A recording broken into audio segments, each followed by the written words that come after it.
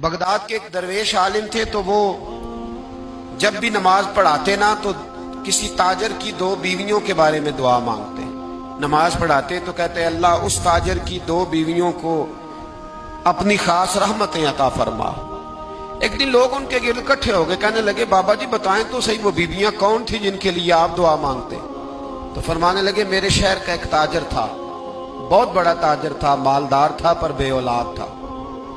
उसे बगदाद से मुल्क शाम जाना पड़ता था तिजारत करने, और कई कई महीने उसे शाम के मुल्क में रहना पड़ता था।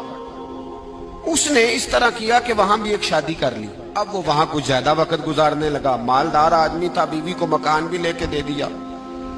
अब वो जरा देर से आता वापिस, और जब आता भी तो उसके वो वाले अंदाज ना होते जो पहले हुआ करते थे। अब बीवी से बड़ा जासूस भी कोई नहीं होता, उसको तो पहले पता चल जाता है कि माजरा क्या है, उसे बड़ी खबर होती है। वो कहने लगी अब के जब आता जाता है तो इसके हालात कुछ बदले बदले से हैं, माहौल कुछ और है। उसने एक बूढ़ा आदमी जो उसका अजीज भी था और समझदार भी था उसको तैयार किया। कहने लगी अब के जब मुल्क के शाम जाए ना तो इसका पीछा करना और खबर करना कि कहाँ रहता है, कहाँ जाता है, क्या करता है। वो बूढ़े बुजुर्ग जो थे वो खातून के कहने पर कुछ उसने किराया भी दिया। वो उस ताजर के पीछे गए और वापस आके खबर दी। कहने लगे कि ये तो 2-3 साल बीत गए, इसने वहां भी शादी की हुई है, तुझे बताया ही नहीं। बीबी बड़ी समझदार थी, हौसला मंद, जीरक, उसने शोर नहीं मचाया। उसने कहा कि मैं ना अब जब आएगा ना तो तरीके से बात करूंगी और पूछूंगी कि ऐसा क्यों किया। और ये भी उसने आके बताया कि अगर तेरे साथ निकाह के बाद उसे औलाद नहीं मिली तो औलाद वहां भी कोई नहीं। ये मुकम्मल तफसीलात। अब जब इस दफा खामद आया तो आते ही वो बीमार हो गया, कमजोर होने लगा। अब खातून ने मुनासिब नहीं समझा कि आते ही धड़ाम से मैं उसके सर पर ये फोड़ दूं कि तूने निकाह किया हुआ है और मुझे बताया नहीं। वो जरा तसल्ली में रही, कुछ वो बीमार था, हौसला रखा, खिदमत करती रही। कुछ दिन गुजरे तो वो ताजर इंतकाल कर गया, फौत हो गया। अब राज खोल न सका, इद्दत गुजारी, और जब सारा माल जमा किया ना तो अशरफियों की बोरियां भर गई। सारा माल उस बीबी का, 4 बोरियों में अशरफियां, 4।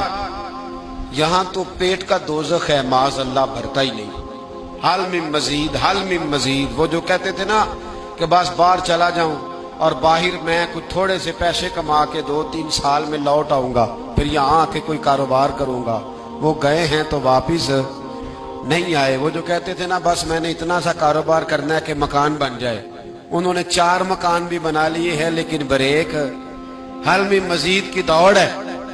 अब 4 बोरियां उस औरत ने छुपाए रखी। कोई बंदा नहीं जानता बगदाद में कि मुल्क के शाम में ताजर की दूसरी बीवी भी है। जब वो फारिग हुई तो उसने उस बूढ़े जासूस को फिर बुलाया और 2 बोरियां ऊंट पे रखी, खुद भी साथ बैठी और मुल्क शाम गई।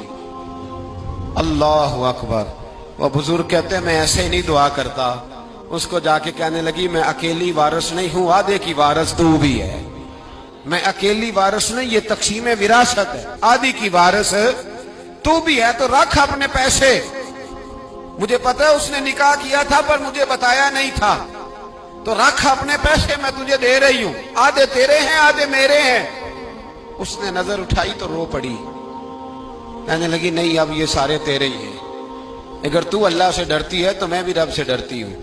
अगर तू मुस्तफा करीम का कलमा पढ़ती है तो मैं भी उसी नबी की मानने वाली हूँ। कहा बात क्या है, मेरा क्यों है सारा। तो वो खातून कहने लगी वो 2 साल 3 साल से मेरे साथ निकाह था और उसने बताया था मुझे कि मेरी बीवी भी है, और मैं गरीब थी तो मेरे वालिदैन को भी बताया था कि मेरी दूसरी शादी है। ये मकान उसने मुझे लेके दिया था, मेरे तमाम अखराजात वो पूरे करता था, नानो नफका का ख्याल रखता था। लेकिन अब के जब वो आया तो वो बीमार था। उसने मुझे बताया कि मुझे तबीब ने बताया है कि मैं शदीद बीमार हूं, शायद बच ना सकूं। तो कहने लगी वो मुझे कई लाख रुपए भी दे गया और जाते दफा मुझे तलाक भी दे गया, फारिग कर गया। कहने लगा तू जहां चाहे मेरे बाद निकाह कर सकती है। और कहने लगा मैं चाहता था पहली बीवी को बता दूं, मौका नहीं बना और उसका दिल ना टूटे, बता नहीं पाया। लिहाजा वो मुझे ढेर सारे पैसे दे चुका है, सारा मेरा हिस्सा मुझे पहले से दे चुका है। मेरी बहन, अब ये 4 बोरियों में से 2 मेरी नहीं बल्कि 4 की 4 ही तेरी है, तू ही इसकी हकदार है। तो बुजुर्ग कहते हैं मुझे बताओ, जिनके अंदर इस किस्म के तकवे की झलक हो उनके लिए हर नमाज के बाद दुआ मांगनी चाहिए कि नहीं मांगनी?